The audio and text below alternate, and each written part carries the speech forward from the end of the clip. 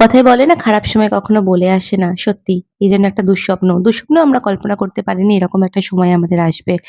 সরস্বতী পুজোর দিন ছিল ভেবেছিলাম রিশান্তকে সুন্দর করে পাঞ্জাবি পরে সাজাবো যেহেতু ওর ১ম সরস্বতী পূজা। কিন্তু ভোর থেকেই হঠাৎ করে ও দুধ খেতে গিয়ে না ওর শ্বাসকষ্ট মানে ও আর দুধটা খেতে পাচ্ছিল না। আমরা সঙ্গে টেকনোতে নিয়ে গেলাম তো সেখান থেকে আবার আইসিএইচ এ নিয়ে গেছি।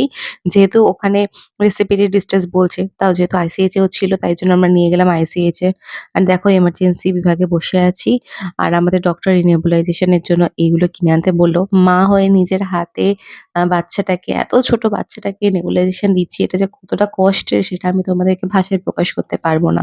বাচ্চাটাকে খুবই টেক কেয়ার করে রেখেছিলাম। কিন্তু এই ওয়েদার চেঞ্জ এ হঠাৎ করে বাড়িতে অনেকেরই ঠান্ডা লেগেছে। তো সেখান থেকে হয়তো কম বেশি ওরও ঠান্ডা লেগে গেছে। ১ম এ একজন ডক্টর বলছিলেন যে, "না কিছু হয়নি।